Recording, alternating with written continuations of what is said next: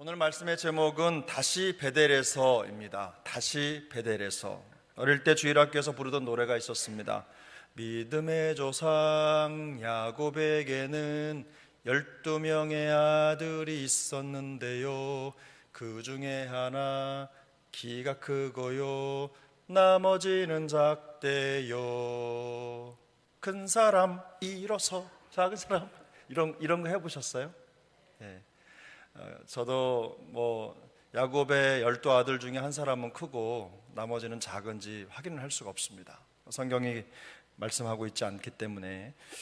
그러나 노랫말 가사가 그랬고, 그 노래를 부르면서 주일학교 선생님들과 재미있게 게임도 하고 그랬던 기억이 생생합니다. 이삭의 아들 야곱의 생애는 한마디로 파란만장했습니다. 야곱은 이삭의 또 다른 아들 에서와 엄마 리브가의 뱃속에서 쌍둥이로 잉태된 시절부터 경쟁하다가 결국은 형 에서의 발 뒤꿈치를 붙잡고 이 세상에 태어나게 됩니다. 야곱이라는 이름의 뜻은 발꿈치를 잡은 자라는 뜻이죠. 그 이름이 암시하고 있는 것처럼 그의 생애는 정말 뺏고 빼앗기는 경쟁의 연속이었습니다. 그는 떡과 팥죽 한 그릇, 그것으로 쌍둥이 형 에서에게서 장자의 명분을 뺏었습니다.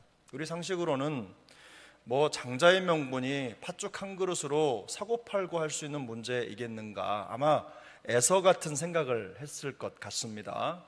그거 팥죽 한 그릇 먹었다고 해서 형이 동생 되는 게 아니니까, 그런 마음을 가지고 있을 수도 있습니다. 물론 우리가 생각하는 대로, 알고 있는 대로 우리나라도 예전부터 이 장자권이 굉장히 중요했습니다. 저희 집도 가면 장손이다, 종손이다, 식구들이 모이면 항상 그걸 좀 따졌거든요. 막내인 저로서는 늘 섭섭했습니다. 장손만 챙기고 종손만 더 챙기는 것 같아서 마음이 좀 그랬는데, 어쨌든 그 장손이 집안에서 차지하는 그 역할은 매우 컸죠. 아마 요즘도 그런 문화가 우리 가운데 좀 남아 있을 것입니다. 근데 중요한 것은 이 이스라엘 시대의 이 장자권이라고 하는 것은 어느 시대보다 더 중요했습니다. 그를 통해서 가족의 계보가 이어지기 때문입니다. 근데 에서가 이 장자권을 귀중하게 여기지 않았다는 데 문제가 있습니다. 가볍게 생각했죠. 그래서 그는 맹세까지 하면서 자신의 장자권을 야곱에게 팔아 넘겼습니다. 후에 장자권, 이 축복권이죠, 장자의 축복권을 빼앗긴 일로 형 에서는 분노합니다. 그를 피해서 이제 야곱이 리브가의 고향이죠, 삼촌 라반이 살고 있는 밧단 아람으로 도피를 시작하게 됩니다. 가던 중에 야곱은 베델이라고 하는 곳에서 하나님을 만납니다. 잠자던 중에 꿈에서 하나님이 나타나셔서 그를 보호하고 인도하고, 내가 너를 떠나지 않고 이 모든 것을 다 이룰 때까지 너와 함께 하겠다고 말씀을 해주시는 아주 희한한 경험을 하게 되는 거죠. 하나님의 천사가 하늘로 연결된 사닥다리에 오르락내리락 할 때에 그 하늘을 보니 구름 속에서 하나님이 그를 내려다보고 있는 아주 희한한 영적인 체험을 합니다. 그렇게 하면서 마음속에 확신을 갖게 됩니다. 비록 형의 분노를 피해서 도망가는 길이었지만 베델에서 만난 하나님 경험으로 인해서 그는 인생의 방향을 바꾸게 됩니다. 하나님에 대한 확신이 생긴 거죠. 그리고 하나님의 인도로 무사히 밧단 아람에 잘 도착합니다. 그래서 거기에서 제2의 인생을 시작합니다. 야곱은 그곳에서 20년을 보냅니다. 들어가는 입구에서 우물가에서 만난 그 라헬에게 완전히 마음이 빠져서 그 라헬 때문에 7년을 봉사합니다. 하지만 삼촌이 속였죠. 속임수로 라헬 대신 레아를 먼저 얻게 되고, 또 라헬을 얻기 위해서 또 다른 7년을 살아야만 했습니다. 그렇게 14년을 보내고 이후에 12아들을 낳습니다. 12아들 그리고 딸 하나를 낳아서 행복하게 잘 사는데, 그 이후에도 야곱은 그곳에서 6년을 더 머물면서 자기의 재산을 챙기고 또 이런저런 준비를 하는 거죠. 20년을 그곳에서 보내는 동안에 야곱도 성장을 했습니다. 때가 되었을 때에 이제 마음속에 슬슬 갈등이 생기고 그 받던 아람을 떠나야 하는 때가 된 겁니다. 근데 바로 그때 하나님이 나타나셔서 그에게 말씀하십니다. 그곳을 떠나라는 거죠. 31장 3절을 보면 이런 말씀이 나옵니다. 야곱에게서 하나님께서 야곱에게 이르시되 내 조상의 땅 내 족속에게로 돌아가라. 내가 너와 함께 있으리라 하신지라.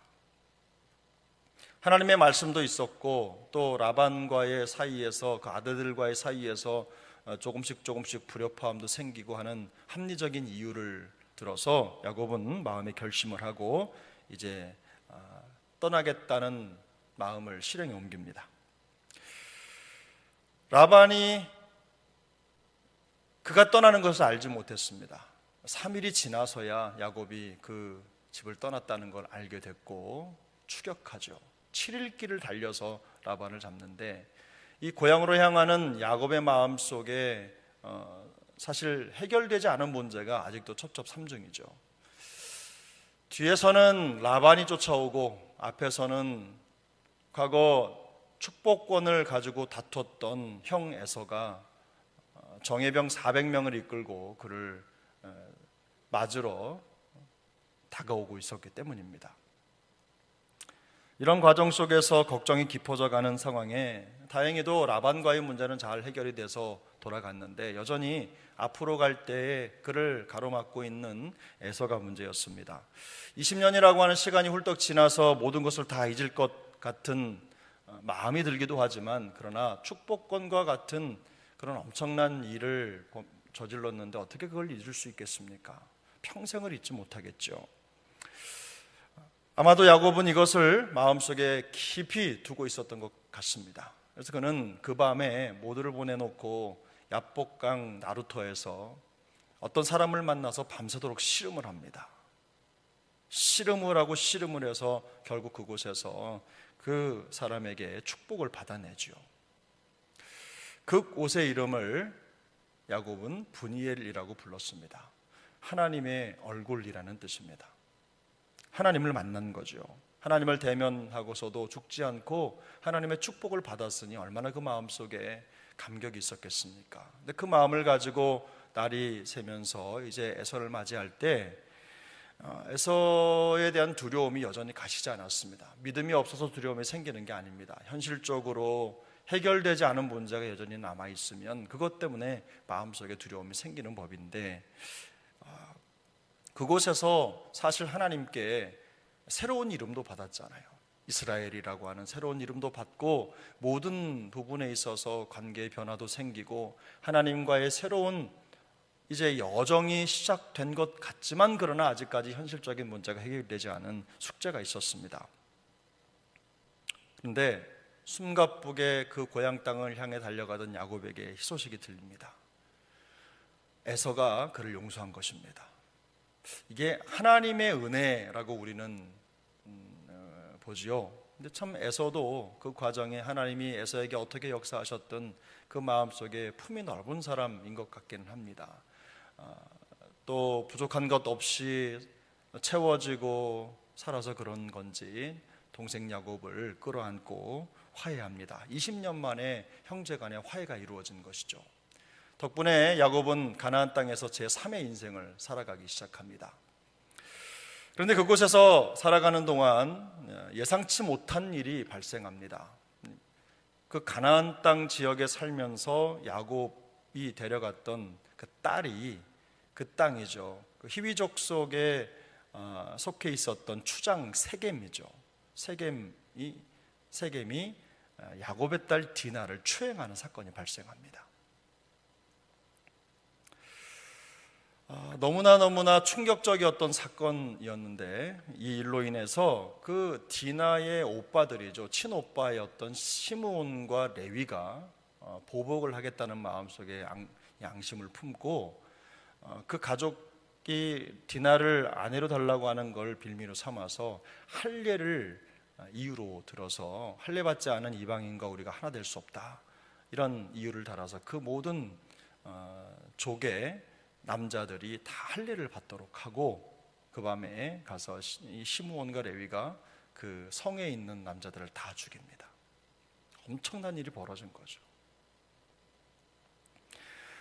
세겜의 아버지였던 하몰까지도 죽이고 세겜도 죽이고 그냥 씨족을 다 말려버린 겁니다. 이 사건을 듣고 나서 야곱의 마음속에 큰 걱정이 찾아왔습니다. 그곳은 지금 본인이 들어가서 완전하게 자리도 잡지 못한 땅인데 이제는 가나안에 있는 수많은 다른 민족들이 힘을 연합해서 자기를 치러 올 곳이라고 하는 큰 두려움에 쌓이게 됩니다. 근데 여기 34장 30절에 나오는데요. 우리 같이 한번 읽어보겠습니다. 야곱이 시므온과 레위에게 이르되 너희가 내게 화를 끼쳐 나로 하여금 이 땅의 주민 곧 가나안 족속과 브리스 족속에게 악취를 내게 하였도다. 나는 수가 적은즉 그들이 모여 나를 치고 나를 죽이리니 그러면 나와 내 집이 멸망하리라. 일평생 쌓아왔던 모든 것들이 무너지는 것 같은 그런 순간입니다. 야곱은 앞이 캄캄했습니다. 두려움과 위기감으로 눈을 뜰 수가 없었던 것이죠.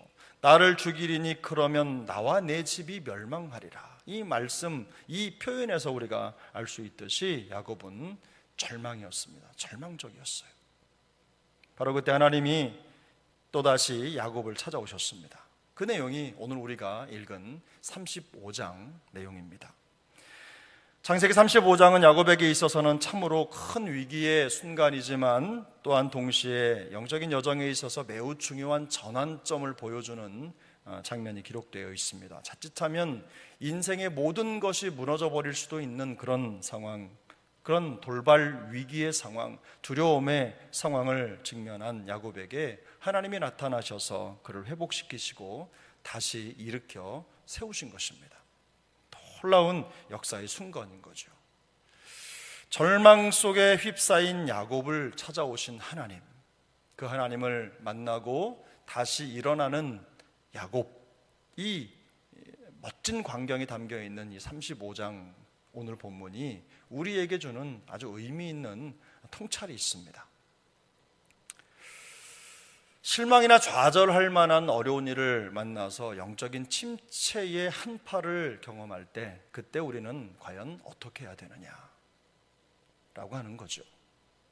첫 번째, 하나님을 만난 은혜의 첫 자리에서 다시 시작하라는 겁니다. 하나님을 만났던 은혜의 첫 자리에서 다시 시작하라. 본문 1절입니다. 하나님이 야곱에게 이르시되 일어나 베델로 올라가서 거기 거주하며 내가 내 형 에서의 낯을 피하여 도망하던 때에 내게 나타났던 하나님께 거기서 제단을 쌓으라 하신지라. 일어나 베델로 다시 올라가라. 하나님이 야곱에게 하신 말씀입니다. 하나님은 야곱에게 과거 에서의 분노 때문에 두려워서 꼼짝도 하지 못하던 그때를 생각나게 하셨습니다. 창세기 28장 15절을 보면 이렇게 말씀합니다. 내가 너와 함께 있어 내가 어디로 가든지 너를 지키며 너를 이끌어 이 땅으로 돌아오게 할지라. 내가 내게 허락한 것을 다 이루기까지 너를 떠나지 아니하리라 하신지라. 이게 베델에서 야곱이 하나님을 만났을 때 해주신 말씀입니다. 그때 하나님은 야곱을 보호해 주시겠다고 하셨습니다. 내가 너의 안전이 되겠다고 하셨어요. 네가 다시 이 땅으로 돌아올 그때까지 내가 함께 할 것이고 너를 떠나지 않겠다고 말씀하셨어요. 하나님의 음성을 듣는 순간 이 야곱의 마음속에 생각된 게 무엇이냐면 과연 여호와께서 나와 함께 계셨는데 내가 미처 그것을 깨닫지 못했다는 거였어요. 그는 독백합니다. 하나님이 나를 떠나지 않고 나와 함께 계셨구나 라는 걸 깨달은 겁니다. 야곱은 하나님의 격려와 약속의 말씀에 힘을 얻었습니다. 그리고 다시 일어나서 자기가 베고 있던 돌베개 위에 제단을 쌓습니다. 그리고 그것을 벳엘이라고 불렀습니다. 그 성의 이름은 원래는 루스였습니다. 그러나 야곱은 그곳을 베델이라고 불렀습니다. 베델은 무슨 뜻입니까? 하나님의 집이라는 뜻이죠. 야곱에게 하나님이 함께 하신 곳, 그곳은 어디가 되었든 하나님의 집이었습니다. 베델이었죠. 하나님이 통치하시는 가정, 하나님이 다스리시는 가정, 하나님이 보호자가 되시고 능력이 되시는 그 현장, 하나님의 집, 바로 그곳이었던 것입니다. 두려움에 사로잡힌 야곱에게 하나님이 나타나셔서 다시 베델로 올라가라 라고 하신 이유가 바로 이것 때문입니다. 하나님의 임재를 경험하고 은혜 받은 그 자리에서 너 마음속에 있는, 너의 마음속에 너를 사로잡고 있는 모든 두려움을 떨쳐내고 다시 일어설 수 있다는 것입니다. 야곱이 느끼는 두려움의 문제는 세상의 위협 때문이 아닙니다. 지금 하나님이 그와 함께 계시다는 사실을 깨닫지 못했기 때문이에요. 하나님께서 지금 야곱에게 원하시는 것은 하나님을 만난 그 은혜의 첫 자리를 기억하라는 것입니다. 그를 보호해 주실 하나님을 기억하는 것입니다. 떠나지 않고 함께 하시며 그를 잡아주시겠다는 약속을 붙잡는 것입니다. 우리 중에 누구라도 좌절과 실망을 경험할 수 있겠죠. 내 의도와는 상관없는 어이없는 일들이 우리의 삶 속에는 언제든 일어날 수 있습니다. 그래서 무너지고 좌절하고 인생의 수포로 돌아갈 것에 대한 두려움 때문에 벌벌 떨 때가 한두 번이 아닙니다. 그래서 신앙적으로도 보면 침체의 늪을 벗어나지 못하는 경우가 적지 않습니다. 신앙생활을 하고는 있는데 현실의 문제가 해결이 되지 않기 때문에 그게 마치 내 영적인 어떤 문제가 있어서 생긴 것 같은 그런 마음의 위기감이 생기고, 하나님이 함께 계시다는 입술의 고백은 있지만 그게 삶 속에서 내 능력이 되지는 못하는 겁니다. 바로 그때 우리가 기억해야 될 것은 하나님이 우리에게 은혜를 베풀어 주셨던 그 은혜의 첫 자리로 돌아가는 것입니다. 하나님을 만났던 자리로 돌아가는 것입니다. 은혜를 경험했던 그 자리로 돌아가는 것입니다. 그곳에서 하나님의 임재를 다시 체험하고 우리를 지키시고 떠나지 아니하시는 그 하나님, 나와 항상 함께 계시며 내 능력이 되시겠다고 약속해 주셨던 그 하나님의 약속을 생각하는 것입니다. 그 보호를 확신하면서 하나님의 손 붙잡고 다시 일어나는 것이죠. 야곱은 그 순간에 하나님이 과연 여기 계시거늘 내가 알지 못했다라고 고백을 했습니다. 우리도 그럴 수 있어요. 하나님이 함께 계시지만 현실의 막막함 때문에 그분의 임재를 깨닫지 못하는 것입니다. 그러나 하나님은 여전히 우리 곁에 계십니다. 함께 하십니다. 우리 능력이 되십니다. 우리를 떠나신 적이 없으신 분이세요. 우리의 보호자이시죠. 시편 46편 1절은 이렇게 말씀합니다. 하나님은 우리의 피난처시요 힘이시니 환난 중에 만날 큰 도움이시라. 은혜의 첫 자리, 여러분, 이게 회복되기를 축복합니다. 혹시 어려운 일을 당해서 침체의 위기를 겪고 있을지라도 주님을 만난 은혜의 첫 자리로 돌아가셔서 회복할 수 있길 바랍니다. 그 은혜의 첫 자리에서 다시 시작하는 우리 모두가 될 수 있기를 소망합니다. 그러면 다시 시작하기 위한 다음 단계가 있습니다. 그것은 무엇이냐면 마음의 우상을 내려놓고 다시 하나님께 집중하는 것입니다. 본문 2절 3절입니다. 우리 2절 3절 함께 읽겠습니다. 야곱이 이에 자기 집안 사람과 자기와 함께한 모든 자에게 이르되 너희 중에 있는 이방 신상들을 버리고 자신을 정결하게 하고 너희들의 의복을 바꾸어 입으라. 우리가 일어나 베델로 올라가자. 내 환난 날에 내게 응답하시며 내가 가는 길에서 나와 함께 하신 하나님께 내가 거기서 제단을 쌓으려 하노라. 아멘. 아멘. 다시 베델로 올라오라는 하나님의 말씀을 들은 야곱은 자기의 식솔들을 다 불러 모았습니다. 그리고는 그들에게서 하나님을 대신하려고 가지고 있었던 모든 우상들을 그 몸과 마음에서 제거하라고 명령을 내립니다. 여러분, 이 고백을 눈여겨보셔야 합니다. 오늘 2절에 나와 있는 3절에 나와 있는 고백이죠. 내가 환난 날에 내게 응답하시며 내가 가는 길에서 나와 함께 하신 하나님. 내 환난 날에 내게 응답하시며 내가 가는 길에 나와 함께 하신 하나님. 야곱이 회복됐습니까? 안 됐습니까? 회복된 겁니다. 하나님이 지금 함께 계시다. 나와 함께 계시다. 내 환난을 지켜보고 계시다. 내 능력이 되신다. 내 보호자가 되신다. 라고 하는 믿음이 회복이 된 겁니다. 바로 여기에 우리가 닮아야 할, 본받아야 할 신앙의 모습이 있는 겁니다. 하나님을 향하는 마음과 시선을 방해하고 가로막는 모든 것들을 내려놓는 것. 진정한 하나님, 우리의 진정한 도움이신 하나님께 우리의 마음을 쏟아놓고 그분께 집중하는 것, 그것보다 중요한 것은 없다는 거죠. 그래서 시선을 가로막는 것, 마음을 어지럽히는 모든 것들을 내려놓으라고 명령하고 있는 것입니다. 우상이라고 하는 것은 항상 우리의 두려움에서 시작되는 것입니다. 두려우면 뭐라도 잡게 되는 것이죠. 어제 잠시 향일암에 갔었습니다. 향일암에 참배하러 간 건 아닙니다. 네, 향일암에 또 교육자들 공개하는 손길이 있어서 또 은혜도 받고 또 잠시 바람도 쏘일 겸해서 교육자들과 갔는데 그 공간에 그냥 사람들이 꽉 차 있는 거예요. 뭐 하려고 모였겠습니까? 기와장에다 소원도 적고 초도 사고 무슨 이런 거 동그란 거 사가지고 줄에다가 붙이기도 하고. 왜 그렇게 하죠? 뭔가를 바라는 거예요. 마음속에 두려움도 있을 것입니다.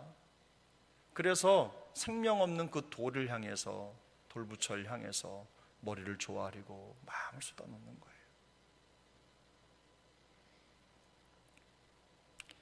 근데 여러분, 이 우상숭배라고 하는 것은요, 꼭 그렇게 눈에 보이는 어떤 것이 그게 문제가 아니라 우리의 마음에 있는 하나님을 바라보지 못하게 하는 그것이 우상입니다. 우리가 이런 우상을 단순하게 생각합니다. 뭐 그럴 수도 있지 이렇게 생각하는데 우상 숭배는요, 그럴 수도 있지 문제가 결코 아닙니다. 우리의 삶과 문화, 그 문화에 깊이 뿌리 내린 죄악의 관습과 연결이 되기 때문에 우리를 무너뜨리는 거예요. 우리의 정신세계와 믿음세계, 영혼의 세계를 혼탁하게 만들어버리는 겁니다. 우리를 그런 잘못된 가치에 묶어버리는 게 우상숭배입니다. 결국 우상숭배는 하나님을 대신하는 치명적인 죄일 뿐만 아니라 하나님과의 관계를 가로막는 가장 큰 장애물이었습니다. 우리가 알고 있는 것처럼 이스라엘 백성들이 가나안 땅에 살면서 가장 경계해야 되는 것은 그 땅의 다른 민족들처럼 우상을 섬기지 않는 거였어요. 하나님께 마음을 쏟는 겁니다. 하나님을 집중하는 겁니다. 하나님을 향한 마음을 좀먹고 병들게 하는 그런 우상을 청산하지 않고는 하나님을 향한 마음을 회복할 수가 없는 겁니다. 하나님께 집중할 수가 없는 것이죠. 야곱의 명령을 따라서 모든 식구들은요, 자신들이 가지고 있던 모든 우상거리들을 빼서 야곱에게 가져옵니다. 그 야곱은 그것을 가져다가 상수리나무 아래 묻었어요. 바로 여기에서부터 진정한 회복이 시작되는 것입니다. 그들이 하나님께 일편단심으로 마음을 집중하자 놀라운 일이 벌어졌습니다. 본문 5절에 보면 하나님이 그 사면 고울들로 크게 두려워하게 하셨으므로 야곱의 아들들을 추격하는 자가 없었더라. 무슨 말입니까? 그들이 추격해서 야곱과 온 직솔들을 다 진멸하면 어떻게 할까 하는 것이 야곱의 두려움이었습니다. 절망적인 두려움이었어요. 그들을 이길 수 없다고 생각했습니다. 그런데 그 두려움이 이제는 어디로 옮겨갔습니까? 그들에게로 옮겨간 겁니다. 그들이 야곱을 두려워하는 게 아닙니다. 야곱의 아들들을 두려워하는 게 아닙니다. 야곱과 함께 하시는 하나님을 두려워하는 겁니다. 하나님이 그들의 마음속에 그 두려움을 심어주신 거예요. 단지 우상을 버리고 하나님께 집중하기만 했는데 두려움은 이제 야곱의 것이 아닙니다. 세상이 야곱과 그의 가족이 믿는 하나님을 두려워하게 된 것입니다. 혹여 조금이라도 우리의 마음을, 우리의 믿음을 병들게 하는 그런 우상이 혹시 발견되는 게 있으십니까? 내 마음속에 그게 잡히는 게 있으십니까? 가끔 이렇게 몸을 이렇게 누르다 보면 예전에 없던 뭐가 몸 안에 들어있는 것 같아요. 그런 거 하나만 잡혀도 내 몸에서 뭐가 자라고 있는가 두려움 속에 사로잡히잖아요. 우리의 마음속에 버려야 할 하나님을 대신하는 어떤 것들, 그런 것들이 여러분 혹시 남아 있으십니까? 재물이든 명예든 건강이든 성공이든 심지어는 자녀나 가족까지도 우리가 하나님을 대신하는 어떤 것들이 우리의 삶 가운데 자리 잡고 있다면 여러분 그것은 우상입니다. 하나님을 집중하지 못하게 하는 것이 바로 우상이죠. 올 한 해 목표를 세워보시기 바랍니다. 하나님께 마음을 두지 못하게 하고 시선을 가로막는 모든 우상거리들을 제하리라. 제거하고 하나님을 집중하리라. 하나님을 바라보리라. 오직 나의 시선을 하나님께 두리라. 이런 결단을 한번 세워보시기를 바랍니다. 우리가 그런 마음, 하나님을 향한 일편단심을 확인하고 시선을 고정하는 것만으로도 세상은 하나님을 믿는 우리의 믿음을 두려워하게 될 것입니다. 우리가 아니라 우리가 믿는 하나님이 그들에게는 두려움의 대상이 될 것입니다. 그런 은혜를 누리는 한 해가 되시기를 축복합니다. 마지막 세 번째로 두려움과 침체를 벗어나기 위해서는요, 연약한 우리의 마음과 삶에 다시 하나님의 말씀을 채우는 것입니다. 연약한 우리의 마음과 삶에 다시 하나님의 말씀을 채우라. 이게 세 번째 교훈입니다. 오늘 본문 13절부터 14절, 15절 이 세 절 말씀인데 함께 읽어보겠습니다. 하나님이 그와 말씀하시던 곳에서 그를 떠나 올라가시는지라. 야곱이 하나님이 자기와 말씀하시던 곳에 기둥 곧 돌 기둥을 세우고 그 위에 전제물을 붓고 또 그 위에 기름을 붓고 하나님이 자기와 말씀하시던 곳에 이름을 베델이라 불렀더라. 아멘. 여러분 여기 반복되는 표현이 있죠. 하나님이 그와 말씀하시던 곳. 하나님이 그와 말씀하시던 곳. 이 말씀은 자연스럽게 그 앞절에 11절과 12절의 내용과 연결이 됩니다. 하나님이 하신 말씀에 시선이 가는 거죠. 하나님이 뭐라고 말씀하셨습니까? 하나님은 나는 전능한 하나님이라 라고 말씀하시면서 자기를 소개하십니다. 이 전능한 하나님이라고 하는 말은 엘 샤다이라고 하는 말이에요. 히브리 말을 번역한 것이죠. 무한한 능력을 가진 하나님입니다. 모든 역사의 주관자라는 뜻입니다. 이루지 못할 것이 없는 하나님의 자기 계시가 엘 샤다이라는 말씀입니다. 야곱에게 하신 말씀을 하나님이 당신의 능력으로 빠짐없이 이루실 것이다 라고 하는 뜻이 바로 이 엘 샤다이에 담겨 있는 겁니다. 베델에서 야곱은 전능하신 하나님이 자기에게 하신 말씀을 가지고 자기의 마음을 채웠습니다. 우상을 비워낸 그 마음에 전능하신 하나님의 말씀을 채운 거예요. 야곱은 그곳에서 하나님을 위하여 돌기둥을 세웁니다. 그리고 제단을 쌓은 후에 제물을 드리고 기름을 부었습니다. 우상을 버린 자리에 하나님의 말씀이 채워지자 예배가 회복된 겁니다. 예배가 회복되고 다시 살아갈 힘과 용기를 공급받게 된 것입니다. 두려움이 아니라 전능하신 하나님에 대한 확신으로 그의 심령이 채워진 것입니다. 그 힘으로 다시 시작할 수 있게 된 것입니다. 오늘 본문 10절에 보면 아주 재미있는 표현이 등장합니다. 10절, 내 이름이 야곱이지만은, 이 본문을 읽다 보면 여기서 멈추게 돼요. 내 이름이 야곱이지만은. 저한테 하시는 말씀, 네가 정민이지만은 다시는 야곱이라 부르지 않겠고 이스라엘이 내 이름이 될 것이라. 네가 야곱이지만은, 지금은 야곱이지만은 다시는 야곱이라 부르지 아니하고 이스라엘이 될 것이라. 이스라엘이 내 이름이 될 것이라. 하나님이 그에게 하신 말씀이죠. 야곱은 과거에 죄성과 부족함과 연약함이 묻어있는 이름이었습니다. 발꿈치를 잡는 자, 남을 속이는 자, 교활한 자, 이런 의미가 야곱이라는 이름에 담겨 있는 겁니다. 본성입니다. 인간의 본성인 거예요. 떠날 수 없는 부패하고 타락한 인간의 본성입니다. 그러나 하나님은 더 이상 그를 야곱이라 부르지 않으시고 그를 이스라엘이라 부른다고 하셨어요. 이스라엘 무슨 뜻입니까? 하나님과 겨루어 이긴 자라는 뜻이에요. 더 이상 야곱이 아닙니다. 이스라엘입니다.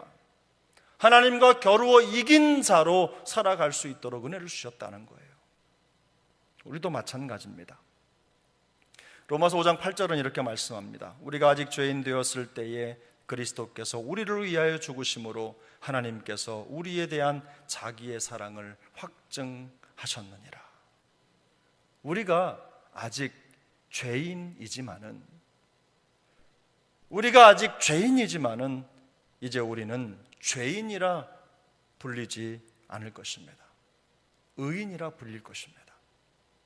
그리스도께서 우리를 위하여 죽으심으로 하나님께서 우리에게 대한 자기의 사랑을 확증해 주셨기 때문입니다. 그러므로 우리가 아직 죄를 완전히 떨쳐버리지 못하는 삶을 살고 있지만은, 죄인이지만은, 하나님 앞에 징계를 받을 만한 그런 죄인이지만은 우리는 하나님의 사랑하심을 받은 하나님의 사랑의 자녀로 불리게 될 것입니다. 여전히 흔들리고 여전히 두렵고 여전히 연약해지지만은 전능하신 하나님이 우리의 주님이십니다.